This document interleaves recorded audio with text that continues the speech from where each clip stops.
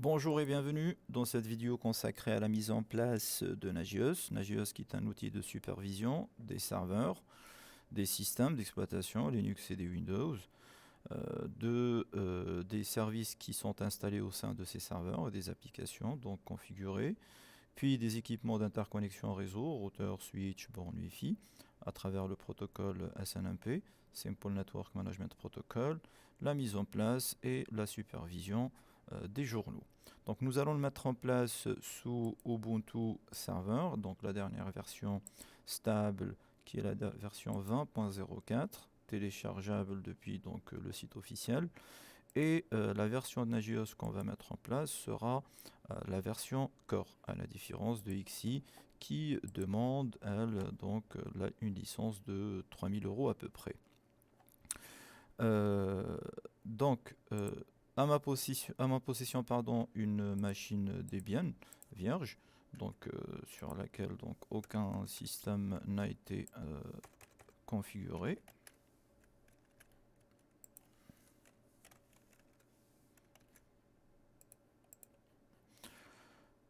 On va se loguer à cette machine. Donc, pour mon cas, l'utilisateur créé au moment de l'installation, c'est user. Donc, pour l'instant, je n'ai pas de mise à jour. Si c'est le cas pour vous, donc vous faites une petite mise à jour, apt update et un apt upgrade rapidement. Donc, les bonnes manières, bien sûr.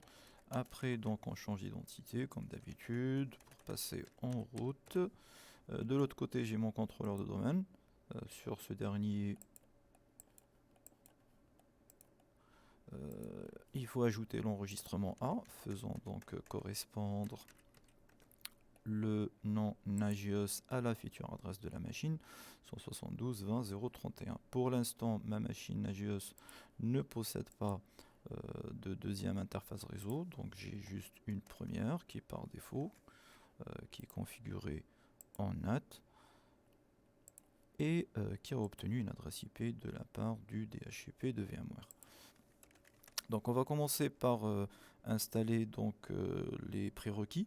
Donc un petit apt install -y, on donne notre accord, de l'autoconf, de gcc, libc6, make, wget, inzip, apache2, php, la librairie apache 2 mode php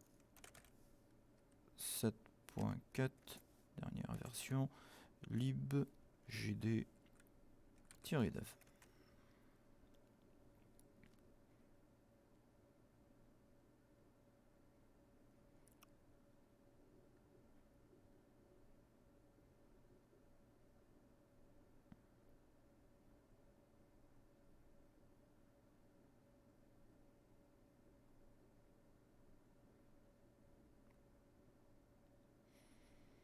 Juste après, on va télécharger donc la source pour la mise en place de Nagios.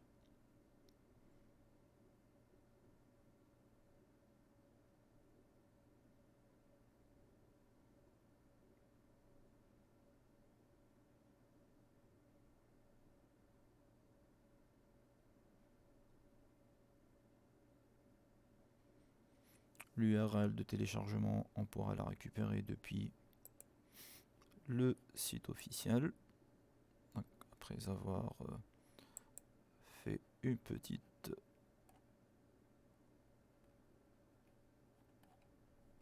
inscription.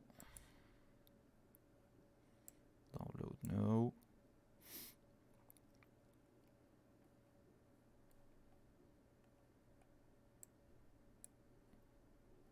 Donc, moi je l'ai déjà effectué, donc je vous donnerai le lien de téléchargement directement.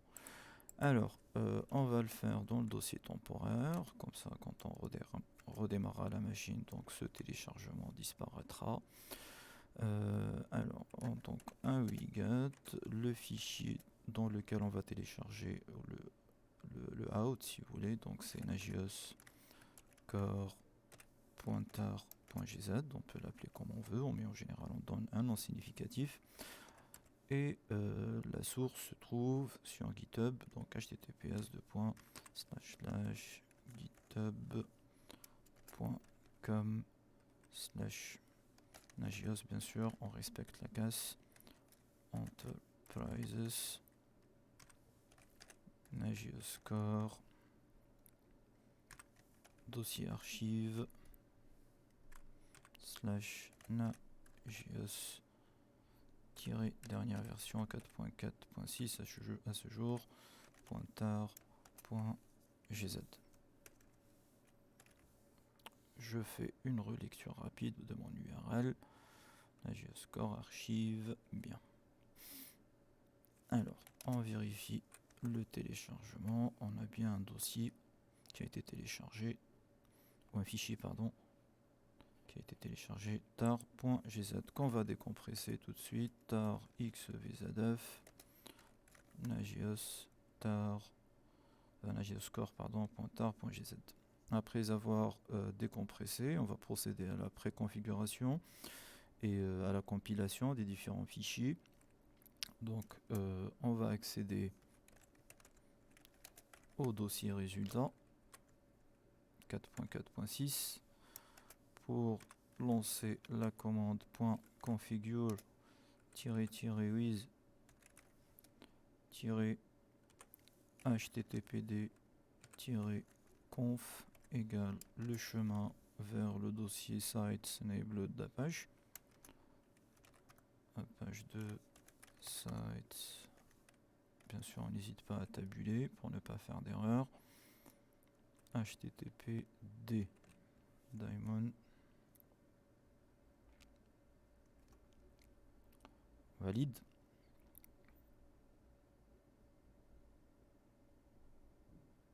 Bien, on fait le make all pour compiler tous les fichiers.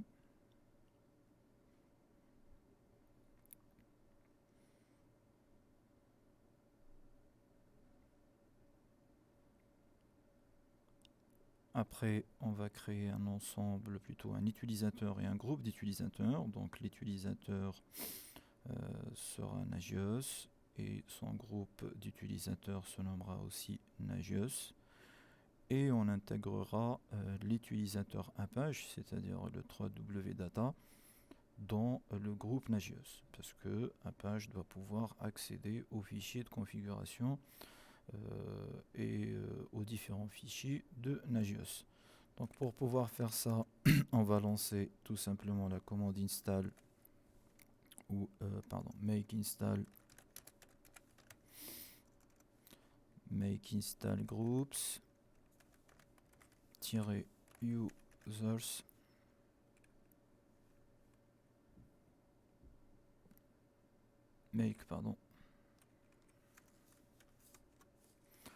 donc qui lance entre autres la commande group add Nagios et groupe et user add Nagios dans le groupe Nagios.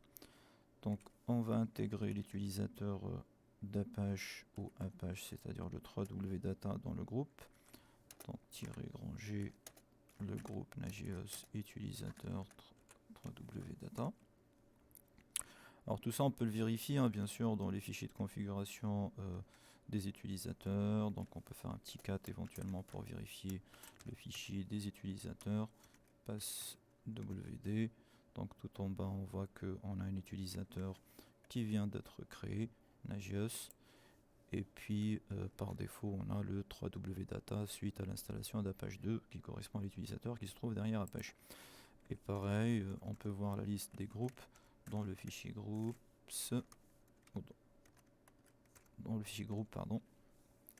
Donc on voit qu'on a un groupe Nagios dans lequel il y a aussi notre utilisateur 3W Data. Clear. Bien. Après avoir créé donc et intégré les utilisateurs, on va installer les binaires à travers le make install. Les binaires c'est l'équivalent des exécutables hein, sous Windows. Puis on va installer le service daemon. Donc make install toujours -daemon init.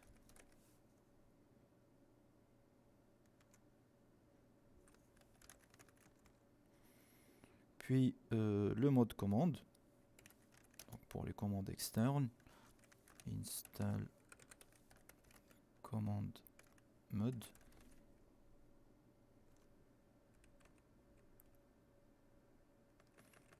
Commande mode. Puis les fichiers de configuration, make install config. Puis les fichiers de configuration d'Apache, make install web config ou conf. On reconfigure Apache pour la prise en charge des différents paramètres dans les settings, add-on mode right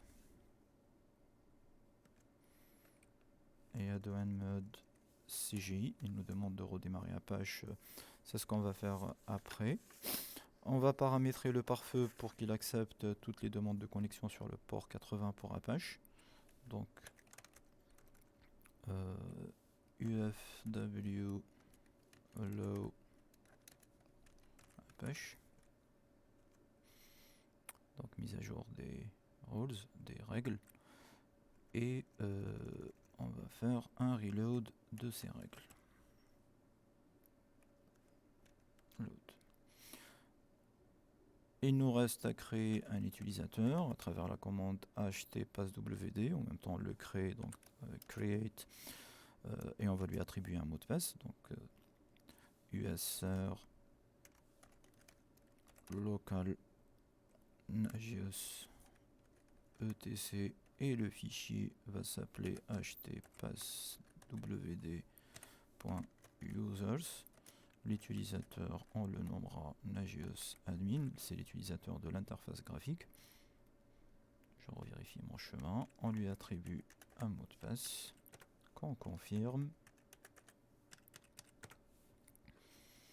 Puis on redémarre Apache, soit avec service Apache de restart, soit avec system control. Donc restart Apache 2.service. Et on fait un start de notre Nagios.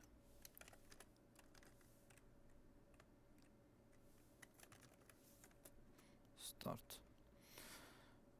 Pas de nouvelles, bonnes nouvelles. À ce stade, donc, IPA, on vérifie l'adresse IP obtenue dynamiquement de la part du DHCP de VMware. Donc pour mon cas, c'est 192.171 pour aller vérifier l'état des services et l'accès à l'interface de Nagios. Donc 171, ça me renvoie normalement la page d'accueil d'Apache. 192, 168.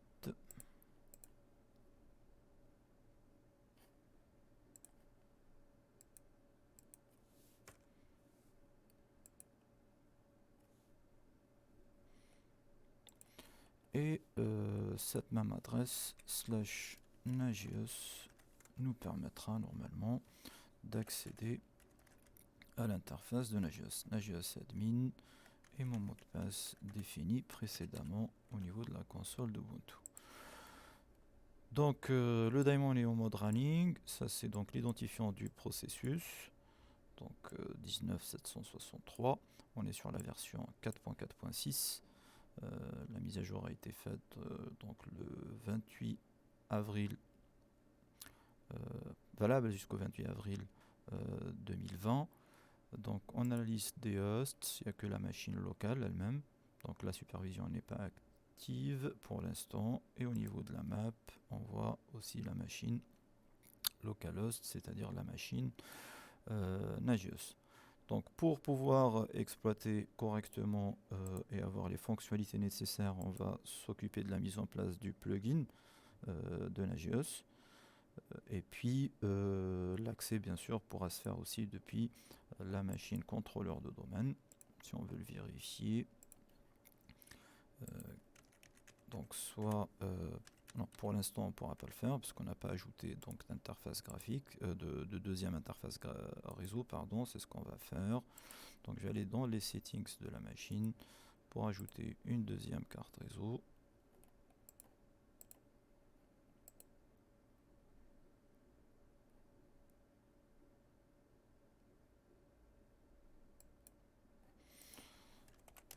Donc le nom de mon interface c'est 38.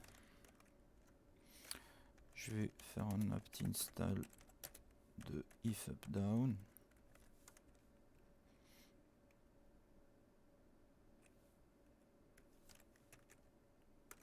On va accéder à notre fichier interfaces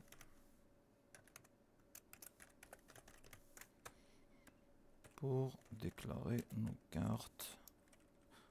Hello eface hello init back auto ens33 eface ens33 init dhcp.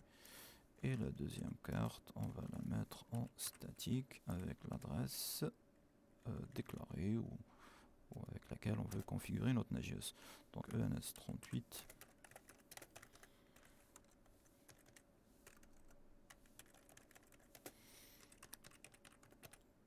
Donc 0.31/24. CTRL-X. Yes. J'éteins mes deux cartes réseau. Comme on peut faire un service networking restart ou un if down, if up.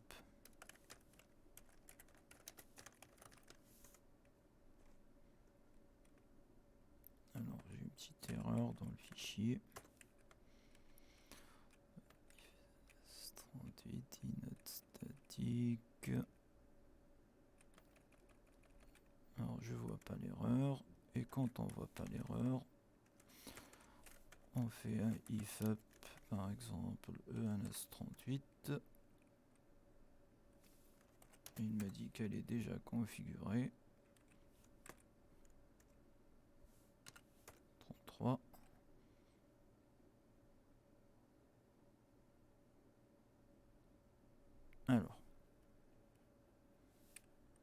Alors la 33 possède ça comme adresse et la 30.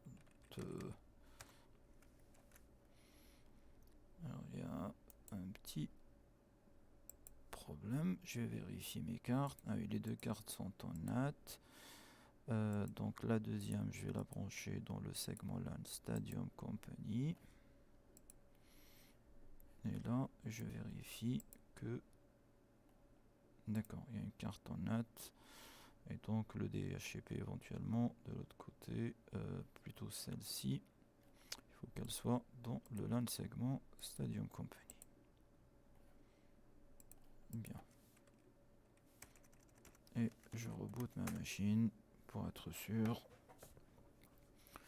que le ménage est fait correctement au niveau de mes cartes réseau. Donc je répète, ma première en NAT et en DHCP dans le fichier interfaces concernant donc la machine Nagios, la deuxième Stadium Company en segment LAN. Le contrôleur de domaine ne possède qu'une seule carte dans le LAN segment d'adresse 172.20.01. Bien.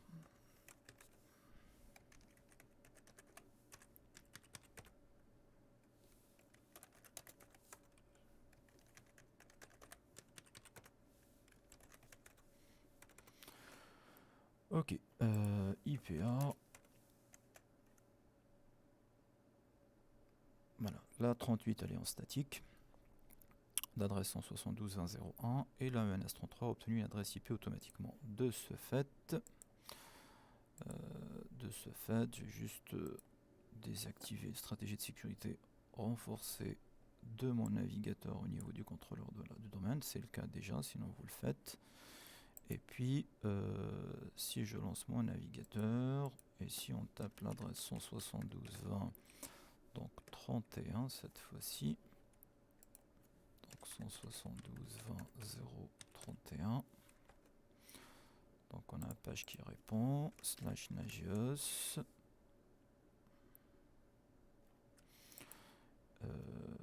on peut le faire soit avec l'adresse IP, mais du fait aussi qu'on a mis l'FQDN, donc on peut mettre nagios.stadium, l'enregistrement A, pardon, stadiumcompany.com, qui nous redirige vers la page. Et si on tape Nagios derrière, on peut accéder à notre interface d'administration. Nagios admin. Et le mot de passe défini au moment de la création de l'utilisateur Nagios admin. Bien. Bien sûr, on peut enlever ou demander à Apache d'aller dans le document route de Nagios directement, et dans ce cas on pourra enlever le dossier /nagios et on aura l'accès directement avec l'URL nagios.stadiumcompany.com. Donc je repars ici pour la mise en place du plugin. On va vérifier que tous les dépendances ou les prérequis sont installés. Donc je repars sur un apt install lib mcrypt-dev lib ssl-dev wiget on l'a mis, bc gawk dc build essential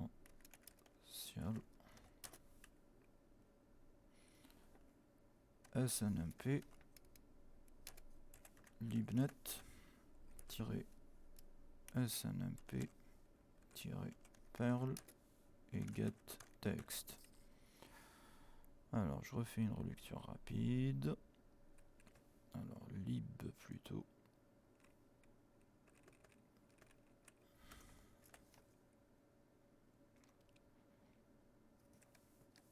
Entrée.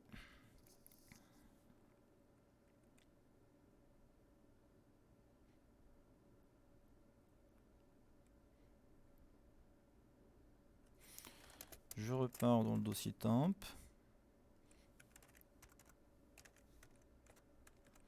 Pour télécharger le plugin, donc wiget. Donc on le télécharge depuis un HTTPS, on va mettre no check certificate. Le fichier dans lequel on téléchargera s'appellera nagios-plugins.tar.gz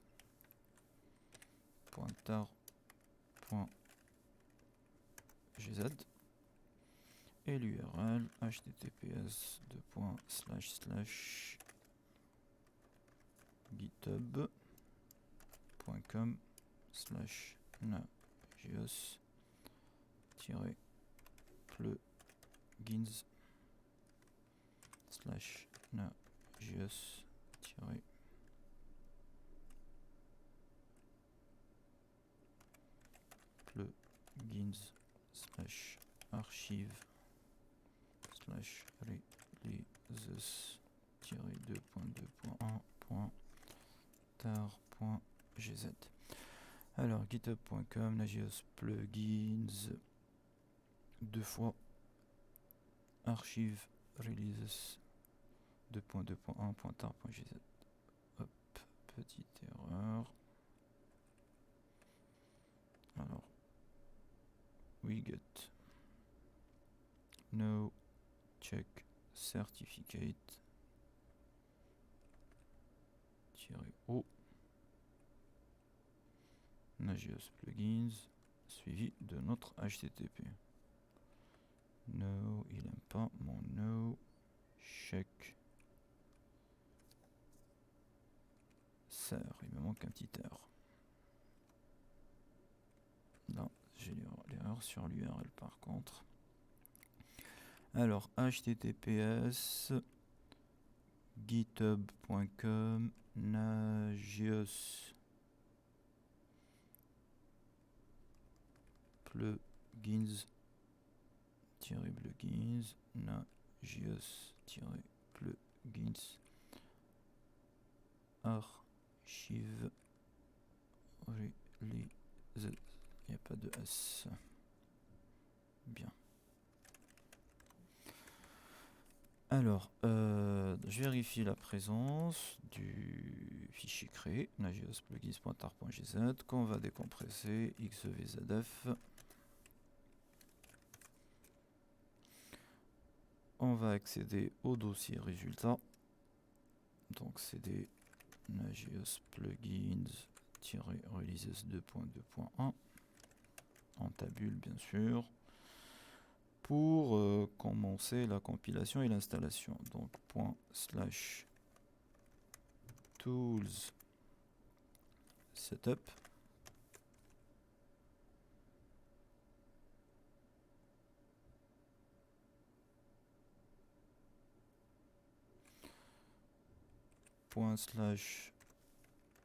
/configure.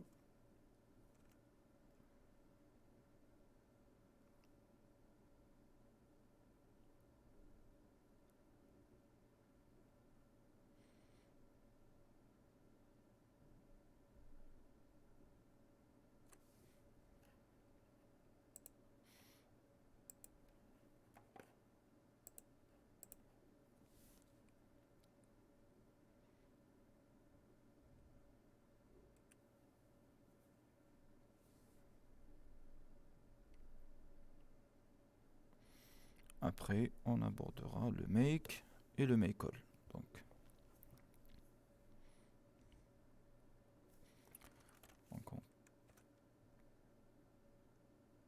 make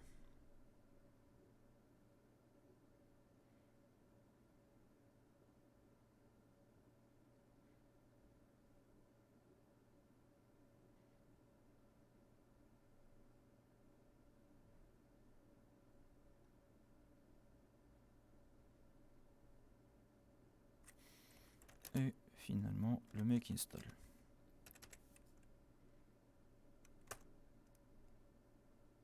Bien.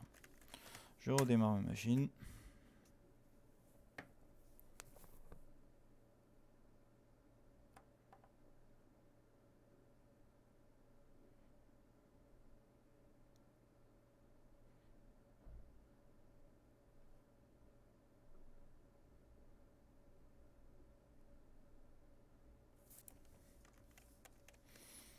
On s'authentifie.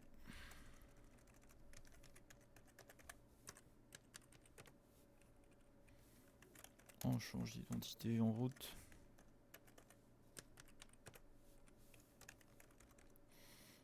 On vérifie l'état des services. Service.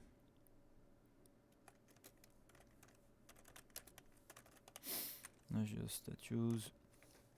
On repart sur l'interface graphique pour actualiser, et à ce stade on voit que la supervision commence à se mettre en place par défaut derrière la machine localhost. Et au niveau du map ou de la map, on voit que la machine localhost est pris en charge pour la supervision et son état ou son state il est up. Donc ça, c'est la première partie de notre vidéo concernant la mise en place de Nagios. On abordera au niveau de la prochaine vidéo, donc comment mettre en place donc la supervision de machines bien spécifiques, des OS, à travers donc l'exploitation et la compréhension des différents templates et fichiers utilisés par ce ou cette solution. Merci pour votre attention et à bientôt pour une nouvelle vidéo ou la vidéo suivante bien sûr. N'hésitez pas à commenter ou à poser des questions si vous en avez, et puis de s'abonner éventuellement à la chaîne car c'est encourageant pour la mise en place d'autres vidéos. Merci.